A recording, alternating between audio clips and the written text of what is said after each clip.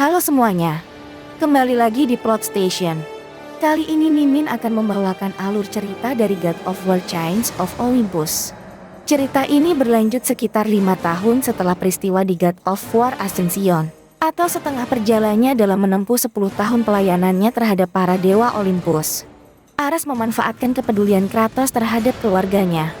Kratos, yang saat itu tengah menyerbu sebuah desa, tidak sengaja membunuh istri dan anaknya yang dipindahkan oleh Ares ke desa tersebut. Kratos berusaha menebus dosanya itu dengan menuruti perintah-perintah para dewa Olympus. Berikut adalah alur cerita lengkap dari God of War Chains of Olympus. Bagi yang belum menonton cerita sebelumnya, yaitu di God of War Ascension, Mimin sertakan linknya di deskripsi. Tidak usah berlama-lama, kita langsung menuju Plot Station. Pada awalnya, dia adalah seorang jenderal Sparta yang hebat hingga mendapat julukan sebagai The Ghost of Sparta. Namun dia sekarang menjadi seorang pelayan para dewa Olympus. Sebagai gantinya dia menginginkan agar para dewa menghilangkan mimpi buruk yang terus menghantuinya. Inilah satu-satunya ampunan akan dosa masa lalu yang diberikan dewa kepada jenderal hebat ini, yaitu dengan menemukan dirinya dalam panasnya perang. Setengah jalan telah dilaluinya dalam menempuh 10 tahun masa penebusan dosanya. Pada hari ini juga, dialah sang jenderal Sparta bernama Kratos dipanggil untuk menghadapi kejahatan yang dilepaskan pada kota Attica oleh pasukan Persia. Kratos berjaga di benteng dekat dengan tepi pantai Attica, The Shores of Attica, bersama sejumlah prajurit Attica. Lalu permainan dimulai ketika area tersebut beserta para prajurit, kecuali Kratos, dihancur leburkan oleh bola api. Kratos satu-satunya prajurit yang berhasil bertahan hidup di pos itu, sehingga dia menjadi target sasaran oleh pasukan Persia yang mulai berdatangan meski pasukan tersebut tidak ada artinya bagi Kratos. Selain berhasil mengalahkan pasukan yang datang menyerangnya, dia juga berhasil menenggelamkan kapal yang paling dekat dengan bibir pantai. Setelah itu Kratos meninggalkan posnya setelah dia diserang oleh Cyclops Tyrant yang disusul oleh Basilisk. Meski dia berhasil mengusir hewan besar itu dari posnya, namun Basilisk justru memasuki area yang lebih dalam kota Attica. Inilah kenapa Kratos mengejarnya dan meninggalkan pos bertahannya. Hewan itu benar-benar mesin penghancur yang sangat efektif bagi pihak kerajaan Persia. Attica tak mungkin menang tanpa menjatuhkan ancaman itu terlebih dahulu. Selama pengejarannya, Kratos bertemu dengan Raja Persia yang ternyata sudah berada di area dalam. Dia sedang memojokkan dua wanita tidak berdaya yang terkurung dalam penjara. Kratos menanyakan tentang urusan jahat kerajaan Persia menyerang Attica. Lalu dia menjawabnya bahwa dia bukan hanya bertujuan menaklukkan kota Attica bahkan Yunani, namun juga untuk murni urusan sakralnya, dalam menyebarkan agama Zoroastrianisme atau Zoroaster kepada penduduk Yunani. Kratos memberi pesan terakhir padanya agar menghentikan peperangan, tapi dia malah mengelaknya. Dengan begini dimulailah pertarungan tersebut. Raja Persia yang tidak diketahui namanya itu menggunakan pedang besarnya sejenis cimitar atau samsir. Pedang yang dilapisi dengan api of Wrath, yang di dalamnya terdapat jin. Tubuh yang besar dan dilengkapi dengan tameng yang tebal bernama Peltarion membuatnya nampak kuat. Tapi sayangnya dia tidak menggunakan of Wrath dengan maksimal, inilah yang membuatnya mudah dikalahkan oleh Kratos. Jangkauan jauh Blades of Chaos milik Kratos dan kelincahannya menghindari serangan raja adalah keunggulan terbesarnya. Dengan begini urusannya menjadi lebih mudah.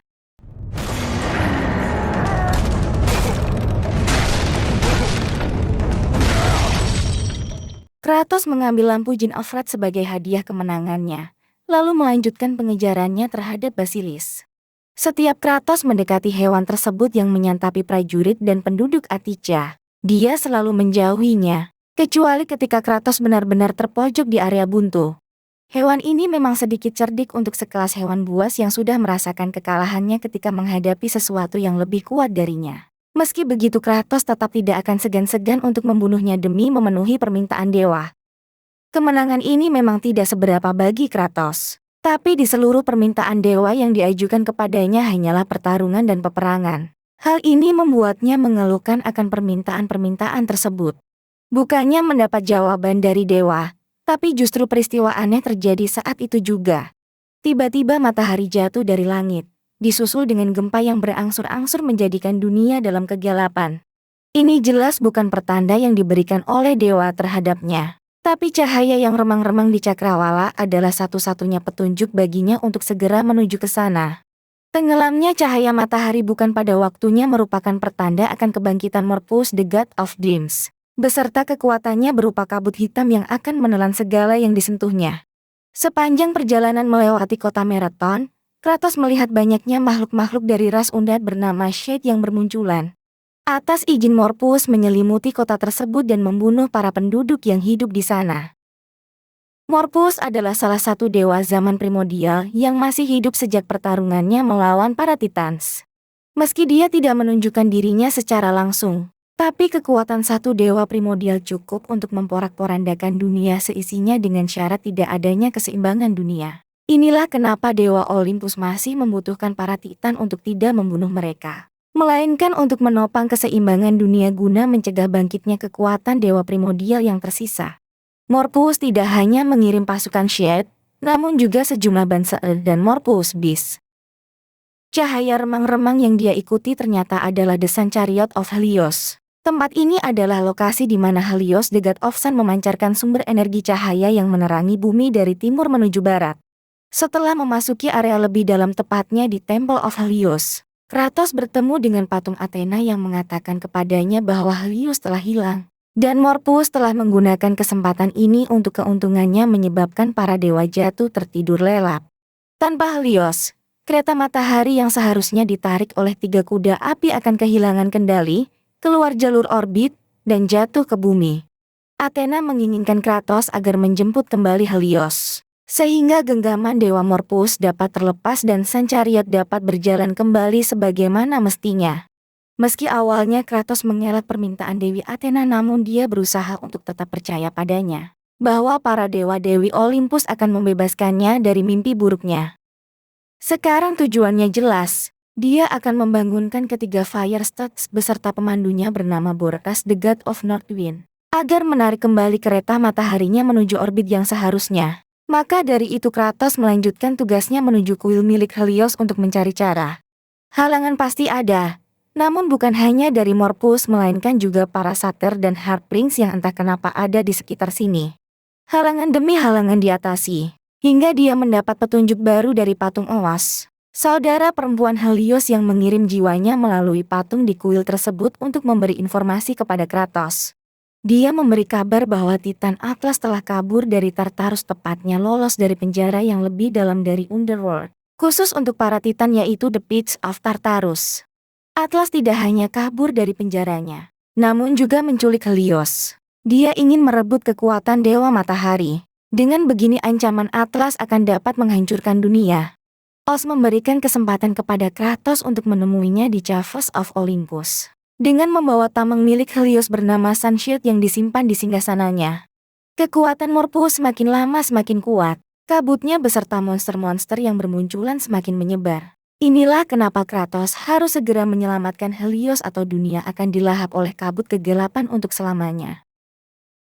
Setelah mendapatkan apa yang seharusnya Kratos dapatkan, maka dia tidak hanya dapat melanjutkan menuju Gua Olympus, namun juga dapat membangunkan para Fire Stars. Salah satunya adalah Uros the East Wind.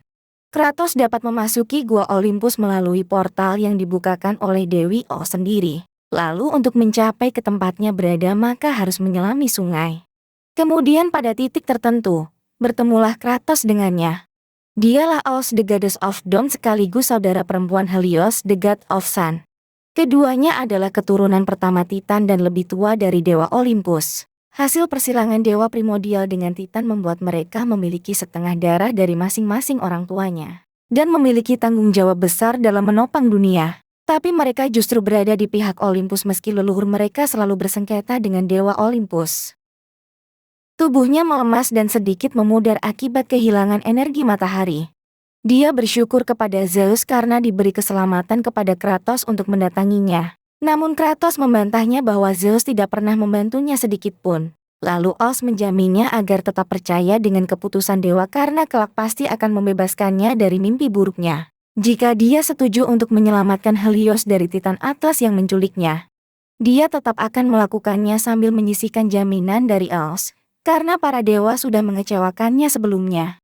Kemudian Os menjelaskan situasinya saat ini, yaitu api abadi dari zaman primordial milik Titan Prometheus mulai memudar diakibatkan karena ketidakseimbangnya dunia. Api ini dapat digunakan untuk menemukan lokasi kedua roh Fire Stars lainnya lalu membangunkan mereka. Notos the South Wind, Sephiroth the West Wind, dan Uros the East Wind. Setelah roh dari 3 dewa angin itu terbangun, maka Fire Stars yang ketiganya juga dipanggil sebagai Horse Gods of Wind sudah siap untuk menarik kembali Sun Chariot. Dengan bantuan pemimpin mereka bernama Boras dan North Wind. Bukan dalam wujud kuda api, melainkan hanya sebagai roh yang menyatukan ketiganya.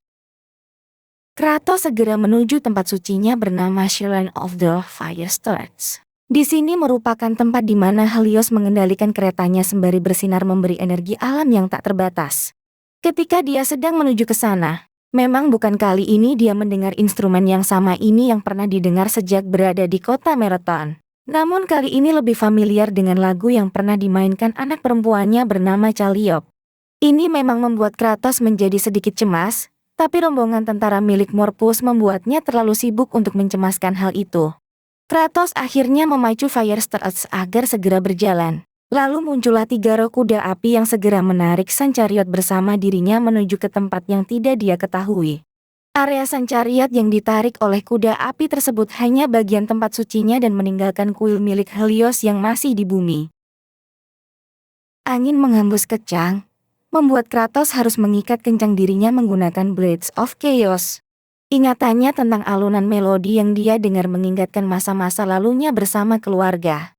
Tepatnya saat Kratos pulang dari medan perang, disambut oleh anak dan istrinya, memberikan hadiah rampasan perang kepada istrinya, serta mendengarkan lagu yang dinyanyikan Calliope menggunakan seruling buatan dirinya sendiri, hingga berakhir dengan mimpi buruknya saat peperangan di Athena membunuh mereka semua. Sementara, Fire Stars terus membawa Sun Chariot menuju arah yang sudah Kratos kenal, yaitu menuju Underworld. Entah kenapa mereka membawanya ke sini, tapi kemungkinan besar karena Helios ada di sekitar sini. Dan ini adalah tugas Kratos untuk menelusuri seluruh area untuk mencarinya. Di sini makhluk bercahaya tidak diizinkan masuk. Oleh karenanya ketiga Horse Gods of Wind bersama Boras kembali lenyap. Dan kereta yang ditempati Kratos mendarat dengan kacau. Berlanjut dari peristiwa sebelumnya pada bagian dunia atas atau Upperworld, kali ini Kratos dikirim oleh Fire Stars menuju dunia bawah atau Underworld. Dimulai dari sinilah Kratos melanjutkan perjalanannya setelah berhasil berpengangan di tebing Asphodel, area netral sebelum memasuki kekuasaan Dewa Hades. Dari puncak sini, Kratos dapat melihat pemandangan horor dari Underworld, tempat di mana tidak ada seorang pun manusia yang menginjakan kakinya di sini, melainkan hanya para jiwa-jiwa orang mati yang sedang menghadapi takdirnya. Kratos sudah berjalan jauh dan menghabisi banyak musuh yang menghalanginya, hingga berakhir dengan gerbang utama atau Gates of Hades menuju istana penguasa Underworld, yaitu Dewa Hades. Namun Kratos tidak ingin membuat masalah dengannya sehingga dia lebih memilih menyusup lewat jalan lain. Jalan lain yang ia maksud adalah jalan bagi orang-orang mati, yaitu melalui sungai yang penuh darah bernama River Styx.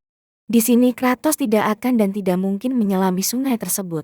Karena selain penuh dengan darah busuk, di dasarnya terdapat banyak jiwa-jiwa yang menderita menginginkan kehidupan kembali karena telah gagal dalam menjalani hidupnya. Oleh karena itu Kratos harus membunyikan lonceng besar dan menaiki kapal pengantar yang dinakodai oleh Charon the Ferryman. Namun dia menolak Kratos yang masih hidup. Syarat bagi seseorang yang ingin menaiki kapal tersebut adalah orang itu harus mati. Sebenarnya ada trik khusus yang pernah dipakai oleh para pahlawan Yunani terdahulu untuk menyusup ke dalam Underworld melalui Charon, yaitu dengan menyuapnya dengan sejumlah keping koin. Namun tampaknya Kratos tidak mengetahui trik ini. Kratos merasa terancam bahwa nyawanya akan dicabut sendiri oleh Charon, sehingga pertarungan pun terjadi. Pada pertarungan yang singkat ini, Kratos kalah telak. Dia tidak memiliki kekuatan yang lebih untuk melawan Charon atau mungkin sengaja dirinya kalah. Untungnya Charon tidak benar-benar membunuhnya, melainkan hanya menjebloskan dirinya ke dalam penjara yang lebih dalam dari Underworld yaitu Pit of Tartarus. Entah ini hanya kebetulan atau rencananya tapi yang jelas untuk mencari seorang Titan maka disinilah tempatnya. Para Titan yang kalah dalam Titanomachi dianggap memiliki jiwa yang jahat dan hampir keseluruhan dijebloskan ke dalam sini. Salah satunya adalah Atlas.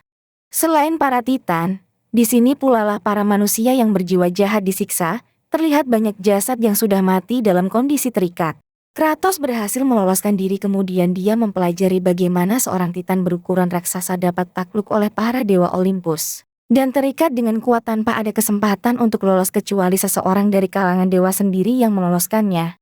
Seperti halnya dengan kasus Atlas saat ini. Titan ini sebelumnya telah takluk dengan Raja Dewa Olympus, yaitu Zeus yang menggunakan senjata penakluk Titan bernama The Gauntlet of Zeus. Senjata ini telah disimpan dengan aman di Temple of Zeus.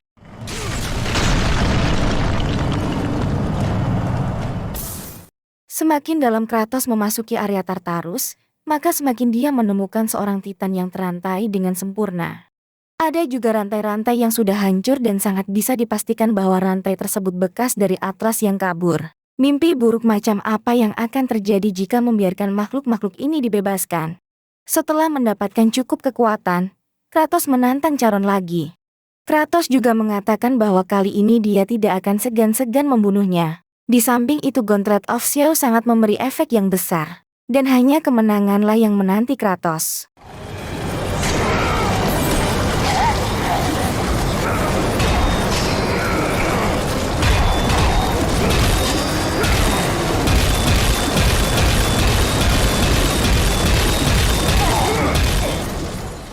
Kratos mengambil topeng emas miliknya, Charon Sword, sebagai hadiah kemenangan. Senjata inilah yang membuat Charon sangat kuat dan menang telak di pertarungan pertamanya melawan Kratos. Topeng ini mengandung sihir yang sangat kuat pemberian Dewi Persepona. Kekuatan sihirnya mampu ditembakkan dalam bentuk energi hijau yang akan menyerap jiwa korban secara berkala. Kapal pengangkut ini sekarang berada dalam kendali Kratos. Pencariannya dimulai dari sini, di mana setelah cukup lama berlayar menyusuri River Styx, cahaya alami yang dipancarkan sang dewa matahari terlihat jelas menerangi Underworld. Di sanalah Helios berada. Namun perhatian Kratos tertuju pada suara melodi indah yang mulai terdengar lagi. Tidak hanya itu, sosok dari Calliope terlihat di suatu reruntuhan. Ini bukanlah ilusi. Jelas bukan ilusi yang dihasilkan oleh The Furious. Inilah yang diinginkan Kratos selama ini. Bertemu langsung dengan keluarganya. Karena peristiwa ini, tujuan Kratos mulai sekarang berubah.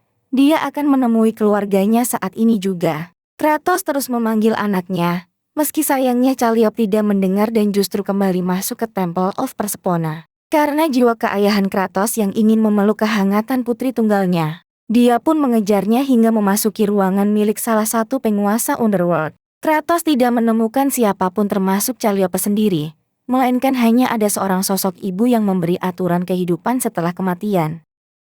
Dialah Persephone, the Queen of Death. Dia sedang duduk di samping pohon besar yang sangat keramat di dunia bawah. Pohon ini bernama Forsaken Tree. Kratos bertanya dengan sedikit emosi kepadanya mengenai keberadaan Calliope. Persephone sudah mengetahui akan penyusup yang telah masuk ke Underworld lalu memancingnya masuk menggunakan Calliope yang memainkan serulingnya. Trik ini jelas berhasil karena Kratoslah penyusupnya. Persephone menggodanya layaknya Hades yang menggoda diri Persephone menggunakan buah terlarang dari Forsaken Tree bernama pomegranat. Buah inilah yang sekarang mengutuknya. Seperti halnya Kratos yang ditipu oleh para dewa Olympus, Persephone juga merasa dirinya ditipu oleh Zeus dan Hades.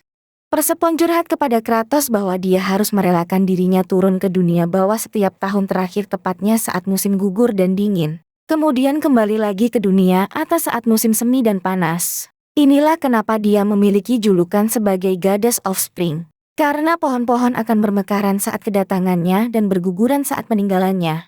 Dalam sejarah mitologi Yunani, Zeus selaku ayah kandungnya memang sengaja menjodohkannya dengan Hades, yang memaksanya memakan 3 buah pomegranat. Karena Zeus ingin membuat Elysium Fields, yaitu taman surga bagi jiwa-jiwa berhati baik di Underworld. Oleh karenanya Persephone dipilih untuk menciptakan lalu merawatnya. Meski sebenarnya dewa-dewi yang dipekerjakan di sana mengartikan derajat yang sangat rendah. Inilah yang membuat Persephone benci dengan ayahnya dan ingin mengkhianati Olympus itu sendiri. Calliope berada di Elysium Fields karena dia berjiwa baik.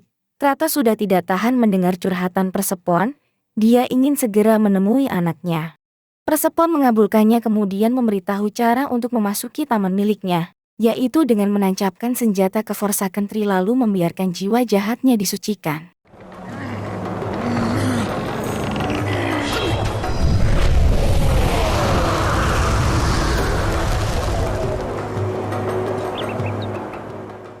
Setelah itu barulah dipersilahkan masuk melewati Divine Gate untuk menuju Elysium Fields. Kratos akhirnya bertemu dengan Calyop, maka bersukacitalah mereka berdua. Sembari memeluknya dengan hangat, dia berjanji tidak akan pernah meninggalkannya lagi. Belum lama bahkan belum sempat dia bertemu dengan istrinya yang entah ada di mana, tiba-tiba Persephone mendatanginya. Tidak menyerangnya melainkan hanya memperolok-olok Kratos sebagai manusia rendahan yang hanya mementingkan ego pribadinya dibanding keselamatan orang lain di dunia. Sekarang Kratos yang menjadi manusia biasa telah memasuki perangkapnya dengan sempurna. Sementara Titan Atlas akan menyelesaikan tujuannya yang telah ia mulai. Persephone mengungkapkan rencana yang sebenarnya kepadanya, yaitu membebaskan Atlas lalu menghancurkan Pillar of the World beserta Olympus. Dengan hancurnya pilar yang menyangga dunia dan seisinya maka Persephone akan meninggal dalam damai. Disusul dengan hancurnya seluruh dunia. Dia telah memilih musnah daripada menjalani hidup dengan kesedihan. Gempa mulai terjadi. Hal buruk benar-benar sedang terjadi karena tidak hanya dunia atas saja yang akan musnah. Namun juga dunia bawah termasuk Taman Elysium bersama penghuninya juga akan musnah. Inilah yang membuat Kratos menjadi marah padanya. Tidak akan ada yang bisa merebut keluarganya kembali sekalipun itu adalah dewa. Untuk saat ini kekuatan manusianya tidak akan cukup untuk melawan dewa. Dengan ini pilihan yang tersulit menghampiri Kratos. Pertama, jika tidak menghentikan Persephone maka dia akan tetap berada di Taman Elysium bersama keluarga untuk selamanya. Namun nyawa mereka terancam beserta hancurnya seluruh dunia. Kedua, apabila harus menghentikan Persephone dan Atlas mengartikan bahwa dia harus meninggalkan keluarganya sekali lagi. Bahkan mungkin untuk selamanya. Karena dia tak mungkin memasukinya lagi tanpa bantuan Persephone, sementara keluarganya tetap hidup dalam damai. Meski harus mengorbankan kepentingan ego pribadinya. Dia tetap memilih meninggalkan keluarganya hidup dalam damai. Meski dia tidak akan pernah menemui mereka lagi. Amarahnya memuncak di Taman Elysium. Lalu dia membunuh apapun yang ada di sekitarnya demi mendapatkan apapun yang telah dia rebut. Termasuk kekuatannya, dosa-dosanya, dan segala yang dia punya sebelum memasuki taman. Calyop menangisi apa yang dilakukan ayahnya. Sementara Kratos sadar bahwa takdirnya memang tidak untuk bersama keluarganya lagi. Sekarang, dia sekali lagi mengorbankan dirinya menjadi Ghost of Sparta demi melindungi apa yang dia sayangi. Dengan kemampuannya yang pulih, Kratos mengejar Persephone dan menangkapnya di dasar pilar. Persephone mengatakan kata terakhir padanya bahwa ini adalah akhir. Kemudian mentransformasi bentuknya menjadi wanita bersayap yang mengenakan baju besi hitam sebelum membawa Kratos ke puncak Pillar of the World. Terlihat Atlas sedang berusaha menghancurkan pilar tersebut menggunakan kekuatan Helios yang bersinar terang. Sementara begitu mereka berdua sampai di puncak, Kratos dan Persephone terlibat dalam pertempuran akhir. Selama pertempuran, Persephone mencoba untuk menaklukkan Kratos, mempengaruhinya untuk kembali ke Elysium dan bersama Calyop lalu tinggalkan dunia. Kecuali ketika dia menolak, Persephone memerintahkan Atlas untuk melumatkannya dengan tangan raksasa.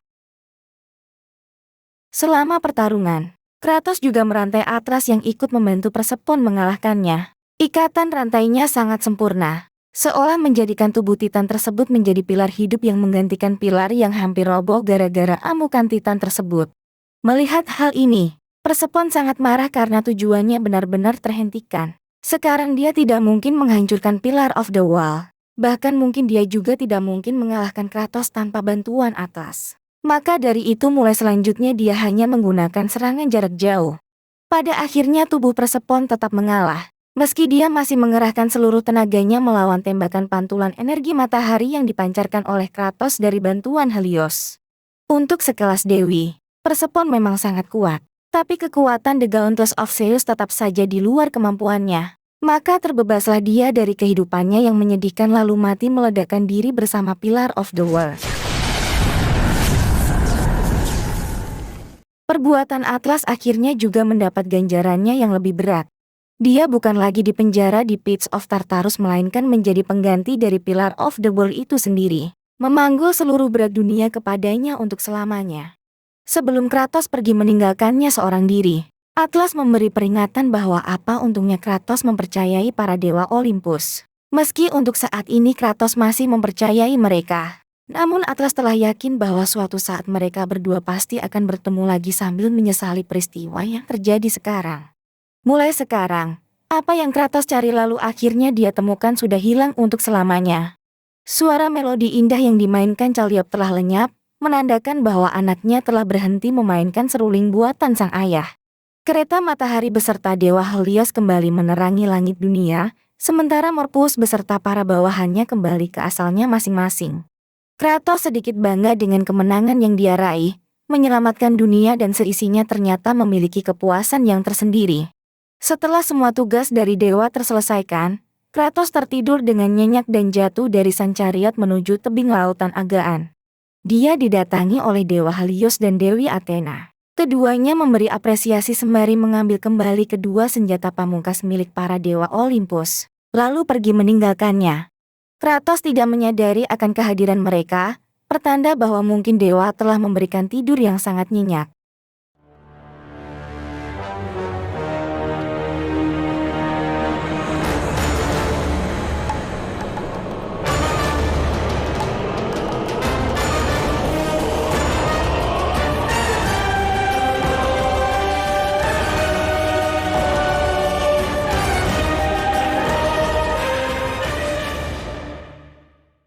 Itu dia alur cerita dari God of War Chains of Olympus.